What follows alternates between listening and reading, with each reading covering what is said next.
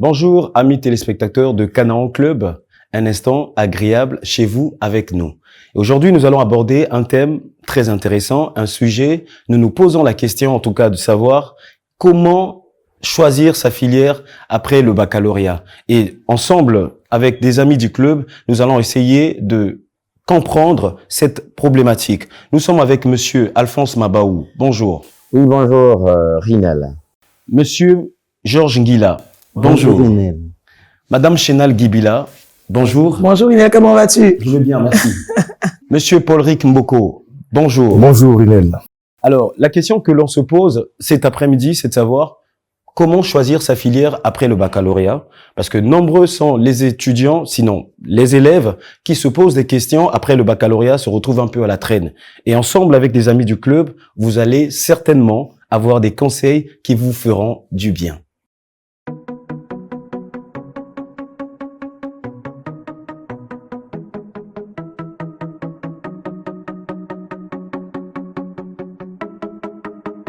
En plus, à Canaan Fashion, vous pouvez vous abonner et profiter de tous les services durant tout le mois.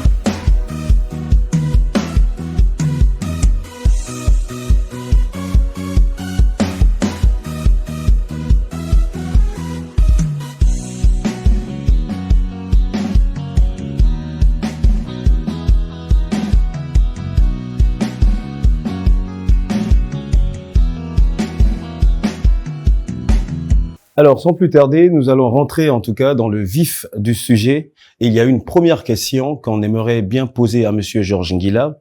Et monsieur Georges Nguila, quels sont, selon vous, en tout cas, les critères importants dans le choix d'une filière après le baccalauréat?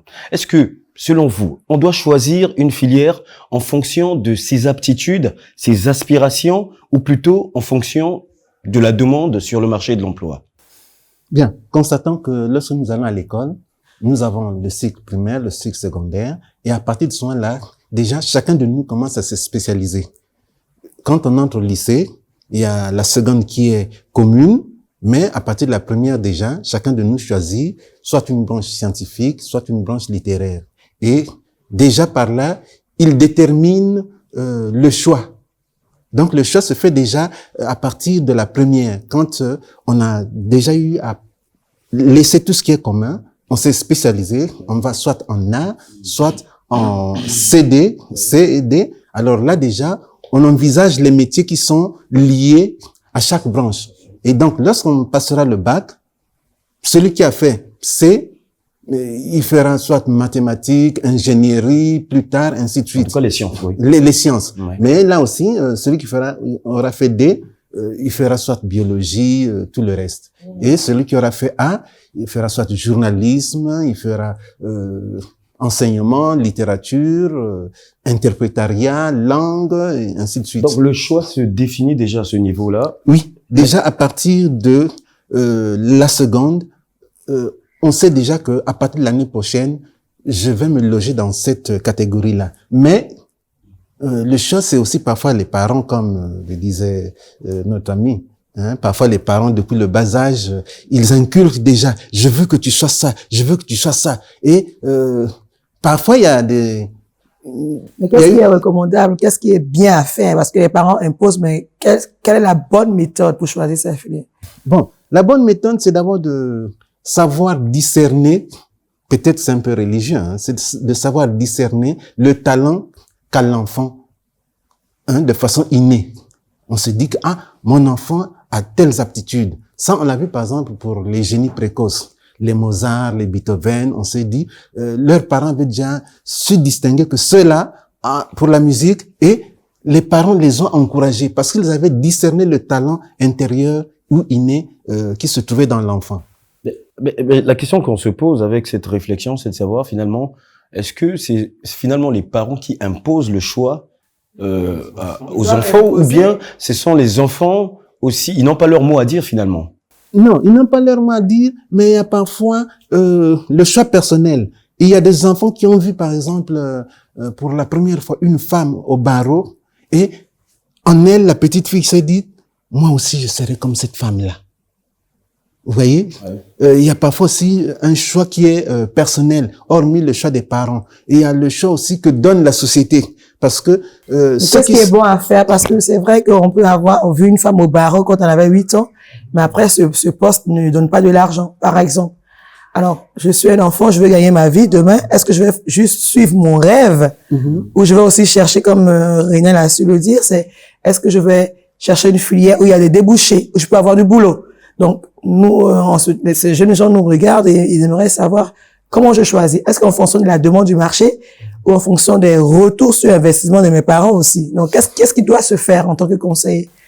Oui, c'est là où je crois qu'il faut voir aussi, il faut faire un peu de prospective. Je donne un cas simple. Ici, à Pointe-Noire, nous formons beaucoup de gens, il y a beaucoup d'écoles privées autres, mais il est arrivé que lorsque Bolloré a voulu moderniser le port, en amenant des crènes, ces portiques-là, ces grandes grues-là, il s'est avéré que il n'y avait pas de Congolais qui savaient les manipuler et on a été obligé d'importer la main-d'œuvre ivoirienne parce que là-bas, les gens étaient déjà assez habitués à cela. Alors, est-ce que nous avions fait, nous, une projection pour savoir que l'économie évoluerait comme ça et que nous aurions besoin de tel ou tel métier à pourvoir? Donc, il y a des manquements au niveau de la conception même générale de la société. Parce que moi, je peux avoir un besoin, je dis, bon, je vais faire informatique. Mais attention, l'informatique, pour la faire, il faudrait que vous ayez une bonne dose de mathématiques. Si vous pensez que la bureautique, non, la bureautique, c'est pas l'informatique. Ça, c'est pour tout le monde. Donc, si vous dites que vous voulez devenir informaticien, à partir de ce moment-là, vous devez avoir une bonne dose de mathématiques. Je vous donne juste une anecdote. Lorsque Barack Obama était président, il a réuni tous ceux qui aujourd'hui sont dans ces secteurs-là, et il avait posé une question au patron de Google. Il dit, mais je ne vois pas beaucoup de Noirs ici. Et le patron de Google, qui était même plus jeune que le président Obama, de lui dire, donnez-moi un docteur en mathématiques, je l'embauche tout de suite. Un docteur africain? Noir américain. Et il a dit, je l'embauche tout de suite. Parce que voyez-vous, les gens ne savent pas que l'informatique, c'est pas par exemple seulement manipuler l'ordinateur. Non. Et il y a plusieurs métiers dans l'informatique. Et donc, quand nous sommes en A, nous sommes en C, en D, nous devons apprendre à avoir une idée de tous les métiers qui sont à l'intérieur même d'un métier. Parce que, par exemple, le métier de développeur, ici chez nous, il est pauvre. Vous voyez, c'est à peine que l'administration est informatisée, c'est à peine que nous avons par exemple eu des logiciels pour la gestion douanière, pour la gestion de l'administration, des finances publiques, ainsi de suite. Mais est-ce que c'est pour autant que finalement, si on doit revenir vraiment à la question essentielle, savoir est-ce que le choix finalement, on doit le faire en fonction des métiers futurs ou plutôt de ses propres aspirations. Je donne un exemple assez simple. Je prends un élève qui a un faible pour la littérature, c'est-à-dire qui se débrouille bien en A, il a choisi la seconde A, et puis après, il a eu son baccalauréat, il faut aller à l'université. Maintenant, à l'université, il fait une série littéraire où finalement, il obtient aussi son diplôme. Mais arrivé maintenant au moment d'être employé sur le marché de l'emploi, il n'y a pas de travail. Oui, mais il a choisi une filière en fonction de ses aspirations, de ses aptitudes, ce qu'il aime en fait. Voilà. Ce qui était bien parce que cela lui a permis. Le boulot est devenu obsolète. Ce n'est plus un nouveau boulot. Bon, peut-être pas obsolète, mais obsolète, oui. Mais il a choisi, il a eu son bac au moins avec ce qu'il avait. Il a eu son bac. Maintenant là, souvent on constate que les parents ne sont pas conscients de la diversité des métiers qui existent, même à l'intérieur. Mais qui doit former les parents? En fait, le problème, c'est qui doit former ces jeunes parce que moi, j'ai vu, ce sujet est vraiment intéressant parce qu'il y a des jeunes qui, après le bac, 3 ans plus tard, n'ont toujours rien trouvé. Ils ont une licence de vagabondage, finalement. Oui, parce qu'ils sont en train de réfléchir.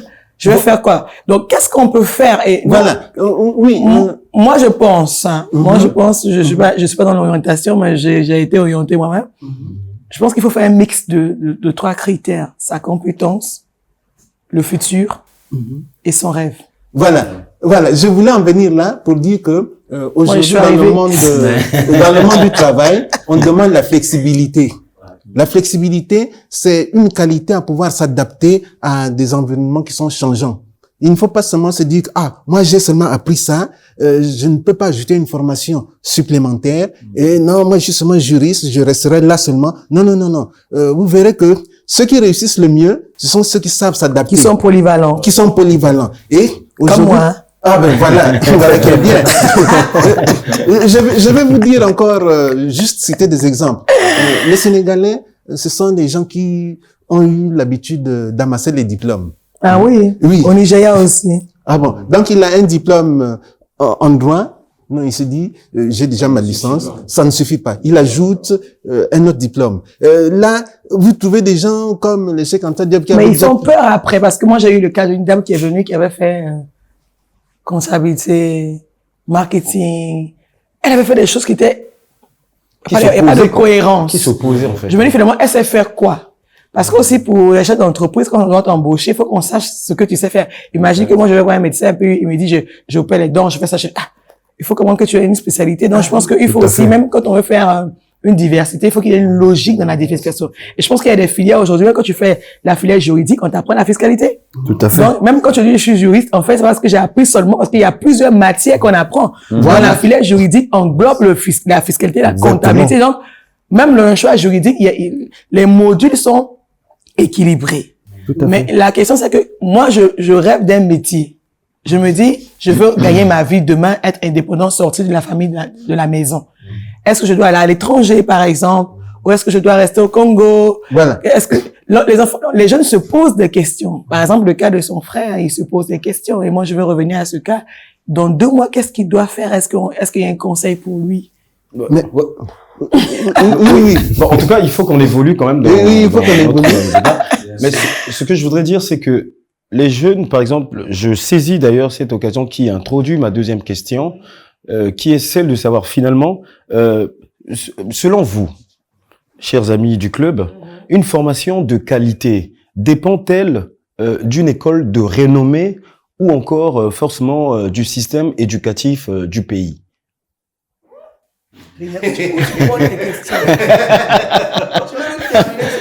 Non mais parce que finalement les gens pensent, vous êtes d'accord avec moi, surtout ici au Congo, les gens ils pensent que pour avoir étudié à l'étranger est un plus-value, est une valeur ajoutée lorsqu'on postule. Vous voyez, parce que on se dit forcément que le diplôme à l'étranger pèse un peu plus que celui que nous. Ça dépend dans quel pays on est. Hein. Voilà, on se pose cette question. Est-ce que finalement la formation de qualité dépend-elle d'une école de renommée ou plutôt du système éducatif, Monsieur Paul-Rick Mboko? Alors moi je dirais oui et non à la fois. Oui et non, vraiment. Je dirais oui et non à la fois. Ah oui. Oui, pourquoi? Parce que dans le principe, ces écoles de grande renommée, alors, ont la capacité de bien former, avec des programmes assez solides, des programmes assez pertinents. Alors ça, on leur accorde le bénéfice dans ce sens. Alors non, pourquoi? Parce que disons que je vais peindre ma réponse négative à cette question par une anecdote. Alors, aujourd'hui. Tout à fait. C'est la journée anecdotique. Tout à fait. D'abord, je vais affirmer que ce n'est pas parce que vous étudiez dans une école qui n'a pas assez de renommée que vous ne pouvez pas travailler dans la plus grande des entreprises. D'abord, parce que moi, personnellement, j'ai mon supérieur hiérarchique qui me dit tout le temps qu'il n'a pas fait les grandes écoles. Il n'a pas fait les grandes écoles, mais je vous assure qu'il a travaillé dans les plus grandes entreprises du monde. C'était quoi le secret? Le secret, c'est avoir une formation de base et être travailleur. Aimer ce qu'on fait, se donner dans ce qu'on fait. C'est ça la base. Pas besoin d'aller dans une école de grande renommée ou de fuir des écoles de petite renommée pour déterminer ses perspectives. Et moi, j'aimerais ajouter quelque chose à ça parce que finalement, bon, pour nous qui embauchons, généralement, moi, on n'embauche pas des gens pour l'école. Il faut réussir moi, je pense que la renommée d'une école vient du résultat de ces travailleurs, des gens qui sortent de l'école. Donc, une école peut faire la publicité, mais moi, je vais dire que l'école est bonne si elle sort des gens qui sont intelligents au travail, qui sont les travailleurs. Donc, on a vu des gens qui sont allés dans les grandes écoles ou dans les écoles de renommée, mais après qui ont triché. Tout à fait. Donc, l'école de renommée, ils ont triché, ils trichaient leurs voisins, ils arrivent en entreprise. Tu te demandes même, tu viens de quelle école? T'es sûr que tu viens de la même école? Parce que j'ai vu quelqu'un après toi qui était bien brillant. Et moi, j'étais vraiment très fier d'avoir des gens d'une école ici au Congo. J'ai oublié le nom de l'école, mais je dirais pas le nom. Mais en tout cas, j'ai vu des gens qui ont fait le bac+3, mais qui sont super intelligents. Marine Gwabi. Je crois que c'est ça. Qui sont super intelligents. Donc, moi, je suis pas, en tout cas, en tant que chef d'entreprise, je ne suis pas complexé par d'où tu viens. Ce qu'on veut voir, c'est, est-ce que tu as bien compris ce qu'on t'a dit? Ouais. Parlons de Marien Gwabi, ça c'est quand même l'université nationale. Donc, ça veut dire qu'on peut emboîter le pas sur l'aspect système éducatif du pays. C'est-à-dire que, évidemment, l'école de renommée est d'accord, mais le système éducatif d'un pays, s'il est bon, c'est aussi un atout important. Parce que, écoutez, c'est pas parce que je ne vais pas au Harvard que, comme j'étais à Marien Gwabi, que je ne suis pas bon. Mais si le système est bon, s'il y a des très bons outils, il y a des bons encadreurs, le système est déjà bien huilé. J'ai la volonté aussi. Évidemment, et que moi-même, je m'y mets, que je travaille, je peux quand même me tenir devant quelqu'un qui vient du Harvard. Mais oui, mais cette question se pose parce que finalement, c'est une réalité ici au Congo. On voit par rapport sur le marché d'emploi, ceux qui ne chantent pas sont ceux qui ramènent des diplômes à l'étranger, parce que finalement, on a l'impression que on peut pas douter du niveau de quelqu'un en tout cas qui était au Harvard. Non, je crois. Par exemple. Moi, je pense, c'est l'impression que nous avons, mais nous dans le cadre de recrutement, on a eu beaucoup de patrons qui étaient déçus des gros diplômes. Yeah. Parce qu'il y a des gens qui viennent avec toute la théorie, mais n'ont pas la pratique. Donc, aujourd'hui, les entreprises ne cherchent pas des gens qui savent lire les livres, mais qui savent pratiquer ce qu'ils ont appris. Donc, je pense qu'il y a une différence qu'on apprend à l'école et puis sa capacité à les mettre en pratique. Et beaucoup de gens généralement ceux qui font beaucoup d'écoles, de longues études, c'est vrai qu'ils apprennent, mais je pense qu'il y a quelque chose en eux-mêmes qui va justifier que l'école d'où ils viennent est une bonne école. Moi, je pense que c'est nous-mêmes qui pouvons confirmer que notre école est bonne ou pas. Il n'y a que la personne qui sort de l'école qui peut justifier. Mais oui, ça c'est tout à fait vrai, mais en ce qui concerne le Congo, je crois que notre système éducatif a des lacunes. Vous voyez, quand les sociétés de téléphonie sont venues ici, elles ont cherché à recruter des spécialistes en marketing niveau Bac+5. Elles ont cherché à recruter des spécialistes en gestion des ressources humaines et Bac+5. Mais vous savez que ici au Congo, il n'y avait pas d'école qui formait en ressources humaines. Ce sont les écoles privées qui ont commencé à former en ressources humaines. Même Marien Gwabi ne formait pas en ressources humaines. Marien Gwabi ne formait que en droit du travail. Et MTN vient, RTL, Celtel à l'époque vient, on veut des spécialistes en marketing niveau Bac+5, il n'y en a pas. Mais c'est dû à quoi? C'est dû simplement à l'incapacité de notre université. Parce que voyez-vous, notre université n'a commencé à former les Bac+5 maintenant. Dans certains domaines. Avant, on n'en avait pas. Je pense il y en a eu en médecine, il y en a eu aujourd'hui en philosophie et en doctorat, par exemple en droit. C'est à peine que nous avons eu un professeur agrégé. Exactement. Donc c'est maintenant seulement qu'on peut former par exemple des juristes d'affaires niveau Bac+5. Avant, je pense que finalement, l'analyse des métiers futuristes doit être faite par les universités et les grandes écoles. Exact. C'est à eux de savoir ces métiers futuristes dans 5 ans, dans 6 ans, voici la demande. Et de sortir des catalogues et de sortir des filières adaptées aux produits. Parce que si la filière existe, l'enfant qui va se renseigner va voir que, il y a telle école qui fait, mais quand je ne sais pas quelle école fait ça, je vais trouver l'idée pour dire, je vais aller faire ça comment? Voilà. Moi, je sais que je me rappelle quand j'étais dans un pays étranger, je voulais aller faire une formation oui, j'ai une filière. Et même le catalogue de l'université te dit, quand tu vas faire ça, voici les postes que tu peux occuper. Exact. Sur le catalogue de l'université. Voilà. Tu prends le catalogue, te dis, ça, si tu fais ça, tu seras demain ça, ou ça, ou ça, ou ça. On te dit tout, donc tu sais, donc c'est pas des conseillers de pédagogie, il faut que les écoles aient des catalogues, doivent innover, doivent réfléchir, doivent étudier la projection sur 10 ans. Voici des filières d'avenir. Même si on n'a pas ces filières ici, on peut essayer de réfléchir un peu plus loin. dans l'Afrique centrale, en Europe, parce qu'on peut être ici et puis emmener des enfants à l'étranger pour être des cadres à l'étranger. Donc, Donc, le système a besoin d'être le système a redesign. Redesign, voilà, pour compléter ce qui manque. Parce que nous avons eu à un certain moment, mais je vais vous donner des chiffres, de 1960 jusqu'à maintenant là, le Congo n'a pas formé 50 experts comptables. 50 experts. Nous n'avons pas formé 50 experts comptables. Et vous savez ce qui s'est passé? On a mis au niveau de l'Afrique centrale l'agrément CEMAC. Ouais. Et on a été obligé de faire un rattrapage pour le Congo. Yes. Vous voyez? Alors que les gens font jusqu'à bac plus 5 et puis ils s'arrêtent. Non, mais continuez les 3 années qu'il vous faut là pour que vous sortiez expert comptable. Et parfois on s'étonne, on se dit, mais pourquoi est-ce que beaucoup de postes à Pointe-Noire sont occupés par des étrangers? Ils ont la qualification. Ils ont la qualification et que nous-mêmes, nous n'en avions pas. Je vous donne un autre cas. Le Congo produit le pétrole. Mais depuis que nous produisons le pétrole, il n'y a pas une école qui forme dans les métiers du pétrole. Pétrolière, oui. Et Il y a des grands hôtels, hein. il y a des grands hôtels. Moi, j'ai envie de les casser pour faire les universités avec les hôtels. Voilà. Donc, tout ça, je crois que c'est au niveau... Je vois des hôtels, je me dis, qu'est-ce qu'on va faire? On va dormir tous là-bas ou quoi? Qu'on doit faire le design en Franchement. question. On doit se dire, bon, Franchement. la société évolue comme ça. Voici les nouveaux métiers qui viennent. Vraiment. Est-ce que dans notre pays, nous produisons le pétrole depuis depuis des années. 72. Depuis 72 pour dire. Depuis 72. Mais depuis 72, il n'y a pas une école en formation dans les métiers. Et les étrangers viennent toujours expatriation, et l'argent sort. Et voilà. Mais ce qui explique, entre autres, pourquoi est-ce que les gens sont obligés, finalement, de partir À étudier à l'étranger. Oui, super. Et lorsque ces personnes reviennent, et force est de constater... Si elles reviennent encore. Hein. Ah oui. En tout cas, oui. Madame Chénal Guibila, vous avez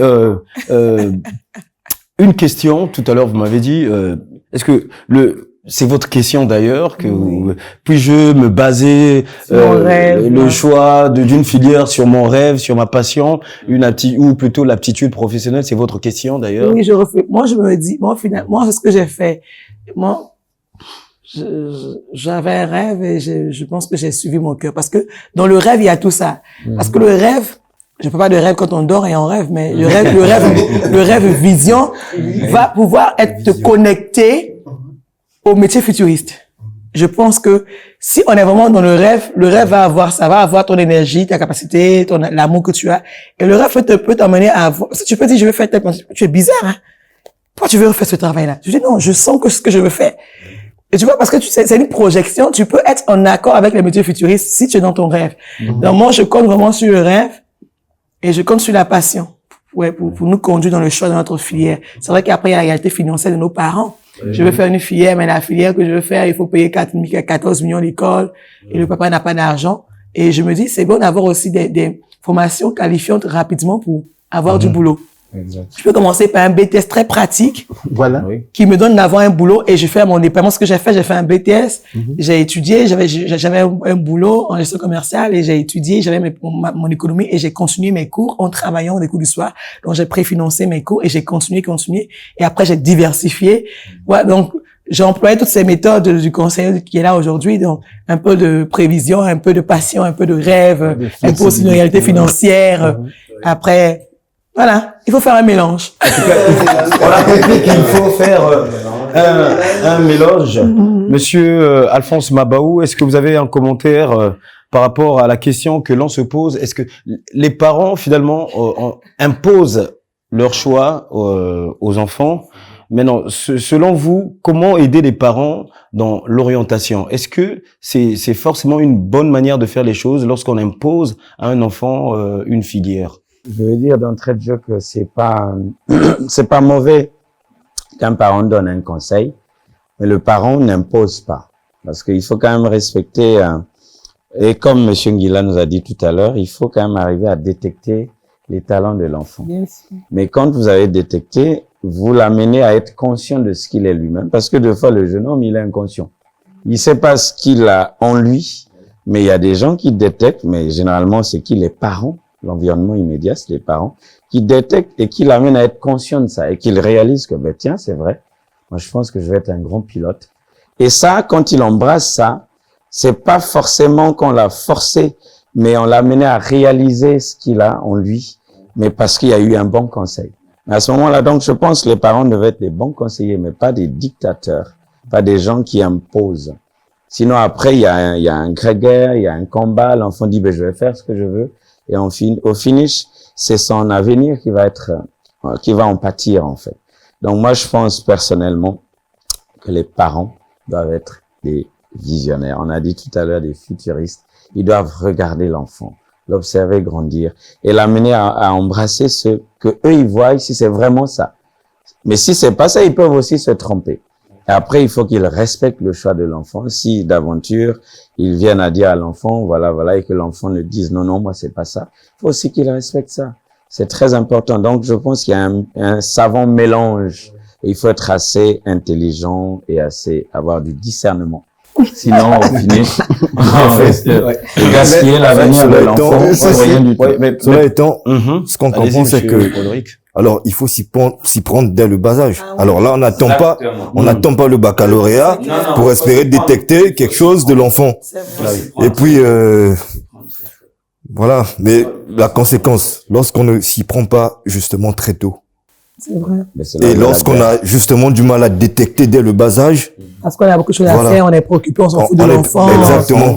Mais non, après, à cette question, il y a une autre question que certainement nos téléspectateurs se posent, à savoir, aujourd'hui, on voit davantage des parents, en tout cas, qui ont connu du succès, qui ont réussi dans un domaine. Ils voudraient bien que les enfants aussi puissent réussir. Je prends le cas surtout des footballeurs. Aujourd'hui, il y a Cristiano Ronaldo, on voit les Messi et tout ce monde. Les enfants, ils sont footballeurs aussi. Ouais. Est-ce que finalement, ils subissent un peu la pression? Moi, je pense qu'à force de regarder le parent faire et on voit que le papa gagne bien. Moi, ma fille m'a dit une fois, elle m'a vu à la télévision en train de faire une conférence. Moi, je veux devenir comme toi. Parce qu'on est d'abord les modèles de nos enfants. Et puis, si l'enfant sait que papa gagne bien sa vie, avec ce boulot-là, il m'a acheté une voiture. Moi, je fais aussi le même boulot pour que je me sois acheté. Il n'a que cet idéal devant ses yeux. Et très tôt, il embrasse. Moi, je pense que c'est pas méchant c'est pas méchant. Enfin, il voit que c'est un bon boulot, qu'il y a de l'argent. Mais tout à fait. Donc, du coup, pourquoi ne pas penser qu'il y a de l'argent aussi? Parce qu'il faut aussi travailler, faire une filière pour pouvoir se nourrir après. Tout à fait. Pas faire une filière après pour rester mondial. Après, t'arrives pas à finir la fin du mois. Il faut faire une filière qui paye. Moi, il faut penser à ça. On peut faire des rêves, mais faut pas aussi faire une filière. Je rêve de devenir plombier, quoi. Je sais pas. Bon, quand tu veux devenir plombier, au moins le meilleur plombier, la meilleure école de plomberie pour que tu sois le directeur des plombiers. Non, un rêve doit être grand. Un rêve doit être grand. Mais là aussi, je voudrais faire remarquer que faut pas rêver petit aussi. Nous avons tendance à trouver que certains métiers sont dévalorisants. Or, on s'est aperçu que aujourd'hui, par exemple, là, sur la place de Pointe-Noire, il manque beaucoup de plombiers vraiment qualifiés qui sachent bien faire le travail de façon professionnelle. Il faut un bon plombier. Oui, si tu veux faire la plomberie, tu le fais bien. Il y a eu beaucoup de maisons à étages qui ont été faites et refaites, De façon alambiquée. Parce que, voilà, ça sointe parce que le travail avait été mal fait. Donc, mais il faut aussi que nous sachions voir que il y a une adaptation qui doit se faire. Avant, par exemple, quand vous aviez un accident d'automobile, vous allez voir le taulier pour réparer la portière. Mais c'était de façon mécanique, hein. Il prenait le marteau, il redressait, boum, boum, boum, boum. Oh, oui. Or aujourd'hui, tout devient un peu mécatronique. Hein. Il y a un mélange de la mécanique et de l'électronique.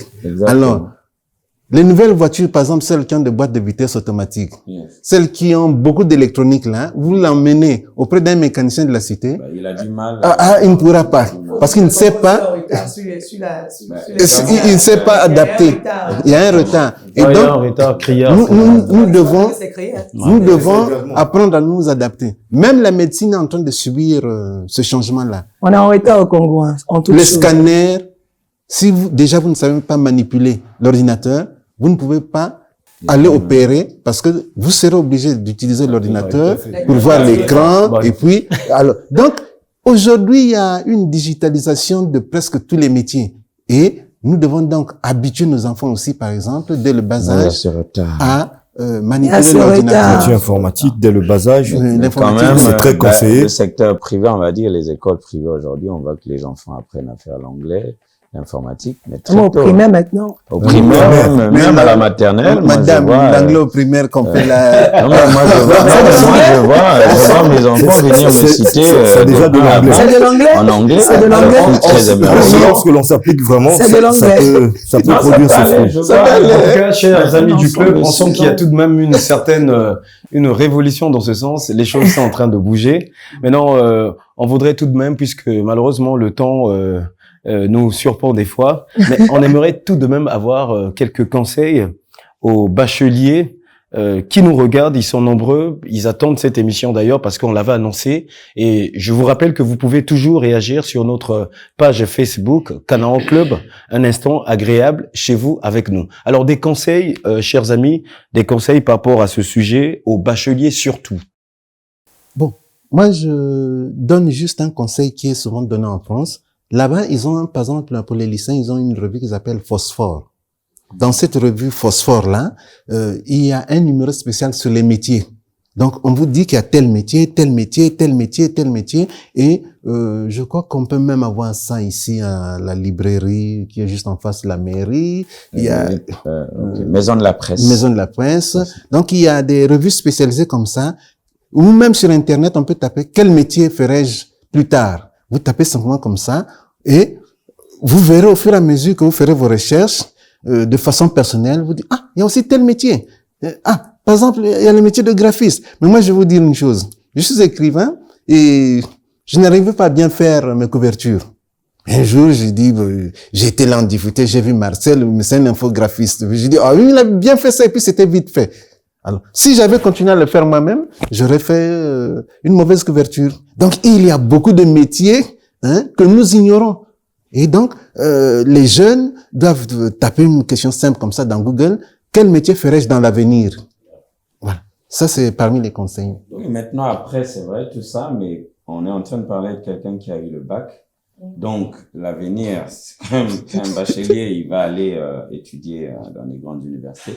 Moi, je pense qu'il faut qu'il regarde ses acquis. D'abord, il regarde ses acquis, il regarde ses capacités aussi, parce qu'on va pas taper sur Google et être infographiste, aller se jeter, après faire 10 ans en train de traîner en première année. Je pense qu'il faut qu'on regarde. Voilà.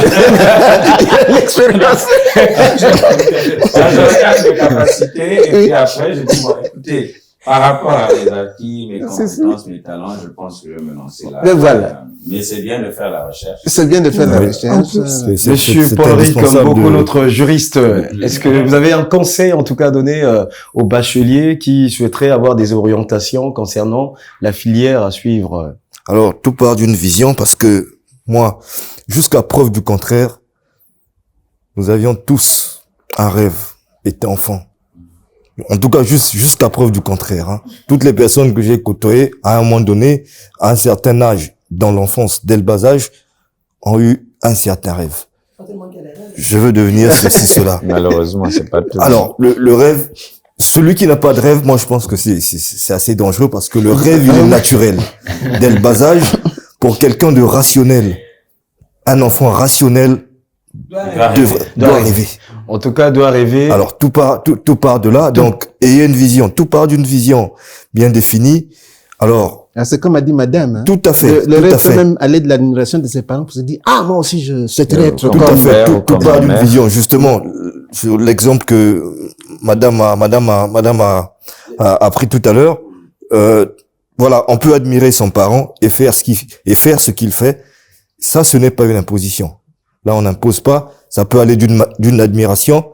L'admiration et ça te passionne et puis au finish. Tout à fait. On a vu madame Bijemi qui est ici avocate. Oui, avocate, tout à fait. Son parent était magistrat et elle aussi, elle a dit moi aussi, il faut que je porte la robe. Et cela arrive dans tous les corps de métier. Papa, maman a fait ceci, cela. Alors, moi, je l'admire pour ce qu'il fait, pour ce qu'elle fait. Je m'y mets. Donc, le conseil, c'est de dire, partez de votre vision. Donnez-vous les moyens. En tout cas, tous les moyens nécessaires pour bâtir cette vision et la projeter. Voilà. En tout cas, en termes de rêve, c'est ce qu'on retient. Mais surtout, ne pas oublier aussi la reconversion parce que les circonstances peuvent vous emmener aussi à changer. Alors, exactement. Je dirais, ayez un plan B. Voilà. Non, mais certainement.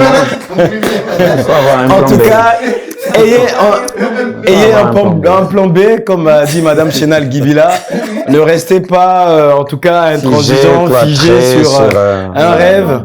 Adaptez-vous selon les circonstances, parce que les choses aussi peuvent changer. Donc, n'oubliez pas la reconversion, en tout cas. Et nous espérons, en tout cas, j'espère pour ma part, que cette émission vous a apporté, en tout cas, un petit plus. Ça vous a permis, en tout cas, de faire un choix plus conséquent pour votre avenir scolaire. Et nous remercions nos partenaires, nous remercions le salon de beauté.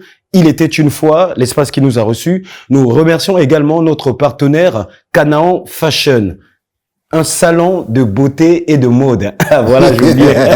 Merci en tout cas à nos amis du club Les Habitués. En tout cas, merci à vous, chers téléspectateurs. Continuez à nous suivre également sur notre chaîne YouTube et laissez-nous vos petits commentaires, ça nous fait toujours du bien. Merci et à la prochaine.